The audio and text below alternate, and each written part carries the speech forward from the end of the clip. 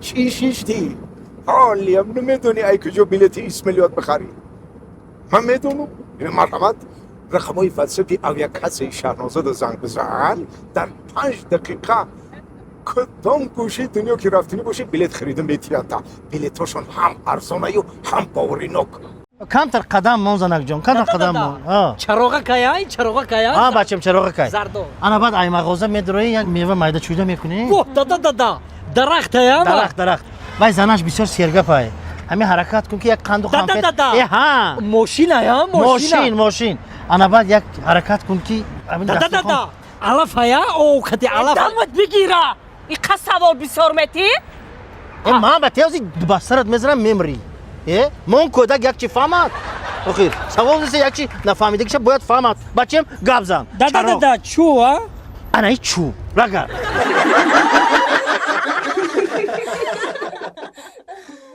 مبادا اگر همین شما در همین چیزایی که اگه خودم تیار کردیم لازم شد حتما در همین رقم ها بنویسین زنگ بزنین. السلام علیکم اکا جان نازه سوده اکا بیو نازه اکا جان اکا جان خوبی سلامت مرحمت بالا بگذار راستی گپ نه میرم استرس میرم من همین آدرسوی شما رو اینترنت گرفتم رقم تلفن بله اکا گفتن که همین شما طبیب آدم فربه میکنید در حقیقتا همین داروی شما آدم دو فایده میکنه برادر جان همین دارویی که من خودم گیاهی تیار میکنم آدم بگه که من میخوام تو سحر فربه شم من تو سحر همه دارو تیارش میکنم فربه میشم برای همین که اکا خراب بشم برای که ما اولادن ای گودی که ما هم خیلی خرابیم اکا هم 200 کیلو هم میشین این نه اکا چیزه من گفتم جواب میگم 200 کیلو این همه دارو اکا جان همین دارو اینا با این قاشق دو تا یا تا پر خودم ممکن نیست ممکن اگه ضرر کنه مقصد خاطر نیم قاشق میخری نه که من برایش باوری شما 2 قاشق میخرم سحر بیان رزولتات ببینین من چند کفر بشتم بعد بخرین میشه خوب اکا جان نه که حتما بیو میام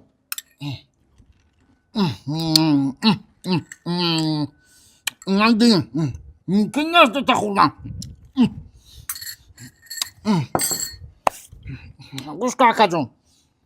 سحر بیو مرا بی چند کیلو فرق کدستم با بخار مالی خوب اکا جان خوب حضور رحمت حتما بیو حضور رحمت در حقیقتا طبیب زور بده شما رحمت کشیده خوردم که باور کنی خوب رحمت اکا جان خوب چای میخوردیم نه رحمت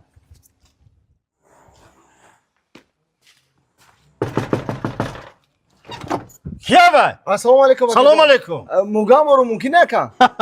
من میگم با چی خیل و دین نازی تو باید 2 قاشق بسیارتر خوردن که دارو را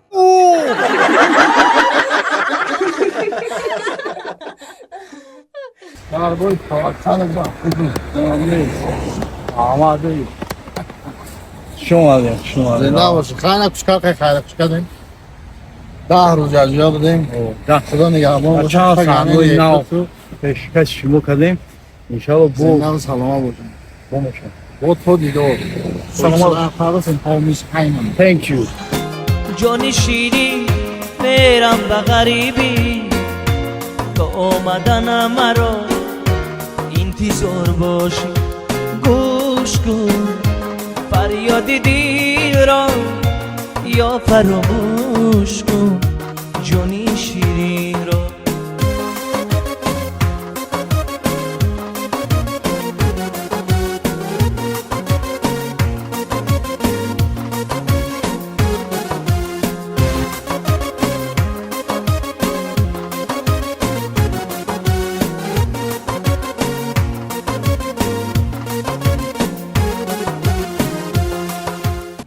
السلام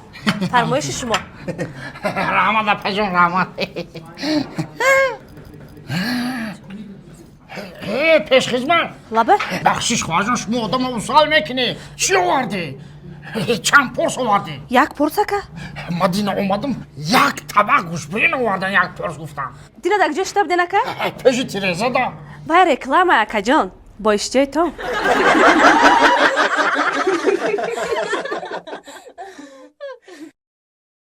بچه در کجا بودی قدر افیر نر اومدی کم افیر دمستیم و مسئله همچنین خبر شدی اخی نه طرفخونه ساختیم صدیق ساختیم تست تیار ساختیم هر بگه بچه ها شاورما میزنیم دیدی چه خیلی بچه تجوری یادم خبر نمیکنی برای مخری چند بار زنگ زدم که سعدی اوانی ای خارجان ایشوندگیم زنگ میدم کشتگی میگم خیلی خود میدونی که تلفن نفزونه تلفن سعدی جان تلفن دزیدم سعدی جان ای پشتی مال دنیا ندام ای پشتی مال دنیا ندام ای پشتی مال دنیا با میگم کسی سعدی جان کسی ای پشتی مال دنیا دوید آبرو نیافت ای پشتی مال دنیا ندام مال دنیا ارزش نداره پدرت رحمت بگم آفرین آرام شو آفرین این ای تلفنی که ای خودم تلفن کی را دزدیدم با ای ترا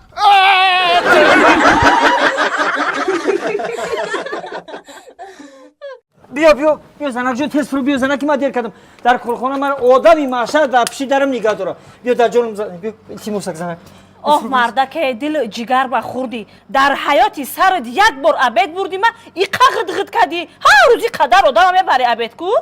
زهری تمام کردی همی خوردگی مایه این همی ختم دل جگری مرا خورده کارگرام دل جگر من خورده ای پیش شما من انتقاق خراب زدگیم لوغرم بعد میگه غرغر جغ بق میکنه بیاس من در پیش مشنا بشن ما کارخانه نگاه دار آدمی معشر در پیش کابینت من دل جگر من خورده بعد میگه ایت خرابی تا لوغری فربنی میشوی همش های پیش شما السلام علیکم رئیس جان ای چوی بگی ای غرغر میکنی چوی غرغر میکنی ای غرغر کردن در تنم گوش نمونده خوب زده رفتی رئیس چوی گرم بگی نه چوی ای گلو میگذره نه او میگذره نه سوک دودر بو چو کن این همی حوزی قطعی ینگد رفتیم دو کس عبید کردیم دو کس شیشتیم عبید کردیم 180 سومون شید شافیورم خودش توقع 6 عبید کرد 540 سومون شید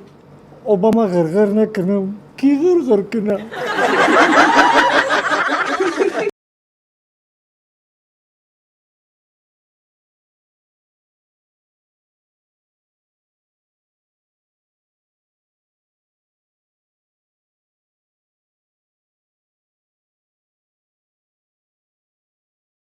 الله آمین الله آمین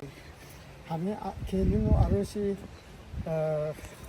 ما خوشبایی قدم قدم کلین عروس داماد بله داماد کلین و عروس وقت سعادت شهان روزگار همیشه نصیبشان گردن آمین این فرزندانی برای من دیاد که به خلق ملت ما خدمت کنم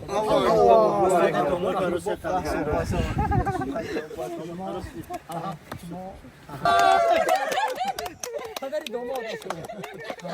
پدری داماد برای ما دیگه است رحمت آسیب استاد مبارک شد نصیب روزی کنه رحمت جان دامادم در بالا کدوم استاد قدر ما یافتم رحمت باشه استاد باشه سلامت باشه رحمت